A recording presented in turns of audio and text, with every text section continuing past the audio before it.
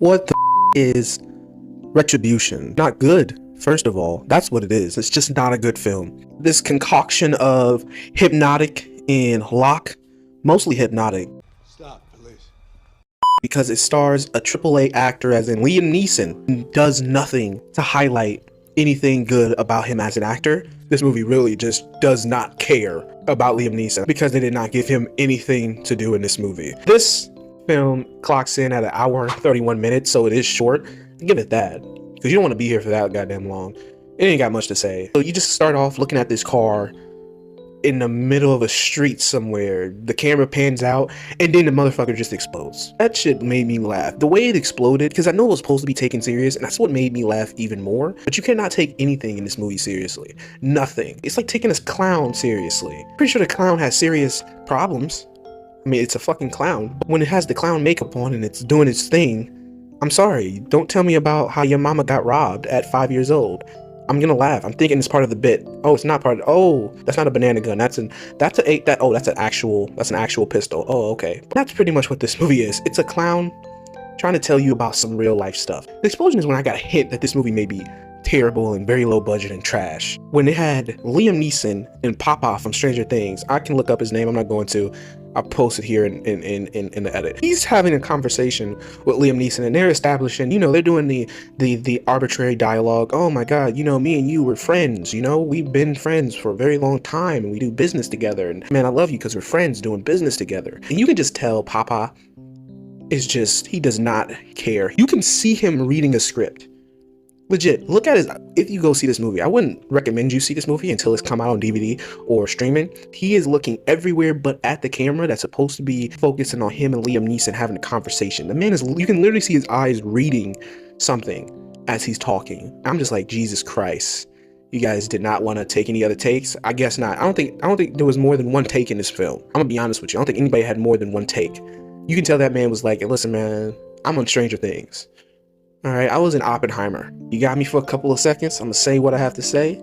If you don't like it, you can fire me. I already got my check. After that, he goes downstairs to greet his wife in the bathroom, where they have one of those scenes where he's supposed to be dad who's business guy, who's all super obsessed with work and business, so he doesn't pay attention to his wife and family. And they do that by having the wife have a conversation with him, even though he's on his phone the entire time, not paying attention to her. I'm Liam Neeson, businessman.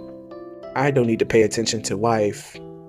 This will never be brung up again. It does get brung up again. After that, they have breakfast where he's off to take the kids to school.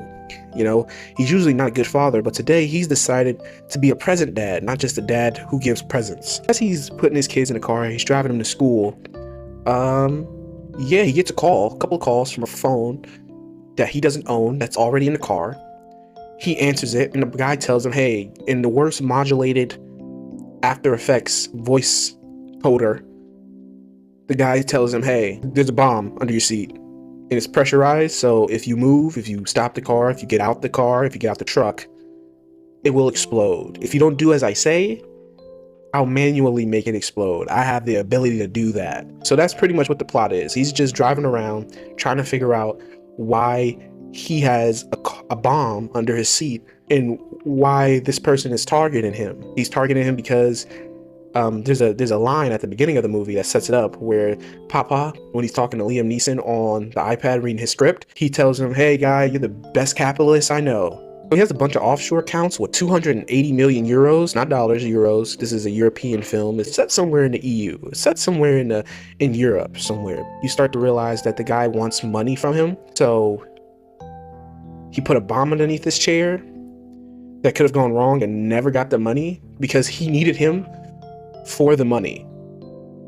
Putting a fucking pressurized bomb underneath someone's car that at any slight movement it'll explode, and you need them for a code so that this way you can get the money. Guess what, guy? Not the best idea. And the worst part about this movie is while all this is happening, the soundtrack is so stock drama soundtrack that you never get into the movie. It's very boring on the music front, and it's pretty boring on the filmmaking front. You tell me this is a movie about a guy being held hostage to a bomb strapped under his seat. You can't have no fun with none of the filmmaking and the soundtrack? No? I guess that's your opinion. You can do whatever you want, I guess. They continue driving. He tells him to call his wife, and this is where you figure out, oh, the wife wasn't just distant from him in the bathroom. Turns out we're getting a divorce. His kids hear that in the car, and they have some of the most funny reaction, sad scenes to the fact that, Dad, are you and Mom getting a divorce? I don't know if anybody realizes here. Who cares about your parents' divorce? You have bombs strapped to your chair. We don't need to have a conversation about divorce. We need to have a conversation about how we're going to get out of this car alive. The guy on the phone tells him to tell her to go to the bank to get money. So she goes to the bank and gets some money. They tell her to deliver it to him, Liam Neeson. But then afterwards, he say, actually, you know what? Don't deliver to you, Liam Neeson. Tell her to deliver to this random man in a blue suit, just minding his business. The guy on the phone called the police, and it was a setup. And they end up arresting this guy and this random guy in a blue suit. I feel bad for blue suit guy. Liam Neeson has a conversation with the lead detective, this black woman who barely has any lines except for when she's doing voiceover. And the voiceover / ADR scenes when people are talking on the phone are laughably bad. It doesn't seem like these are two people having a conversation. It sounds like phantom voices. That's not a Star Wars pun. Which then leads him to his best friend, who he was having his scripted iPad conversation with at the beginning of the movie. And they're across the street from each other. Liam Neeson's in his car over here. The iPad scripted friend is in his car over here. The iPad scripted friend, Papa, is screaming to him to tell him, hey guys, what's going on? No, hey, I gave you the money. Don't do it. Don't kill me. Hey, I wired you the money. And it's some of the worst acting you can ever see. It's done. Matt, I said it's all done. I did what you wanted.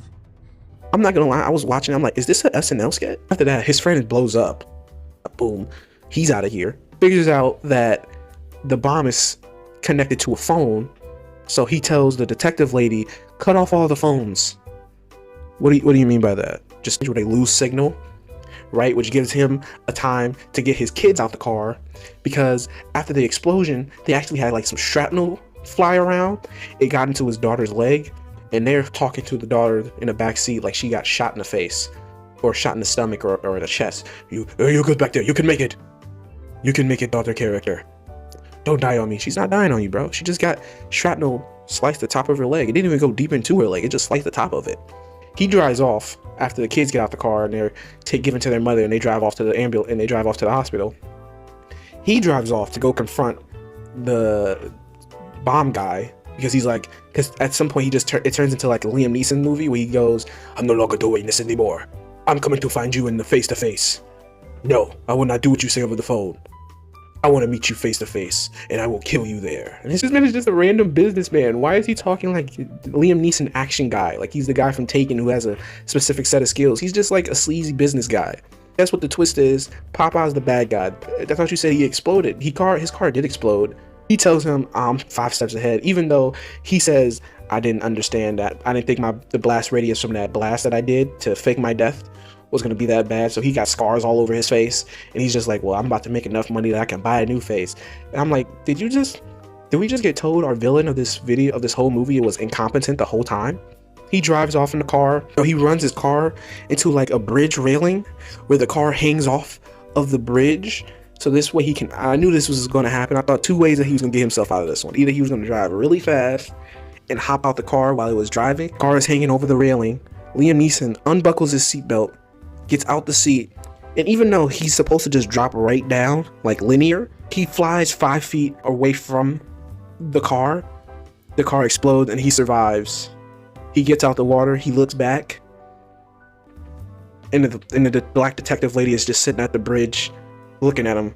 She shakes her head like, good job. Then the movie ends. The movie is fucking terrible, but it's dumb and fun. I would actually recommend you to see this movie just on a fun level. That's how dumb and stupid this movie is. It's laughably bad. This is a 2 out of 10.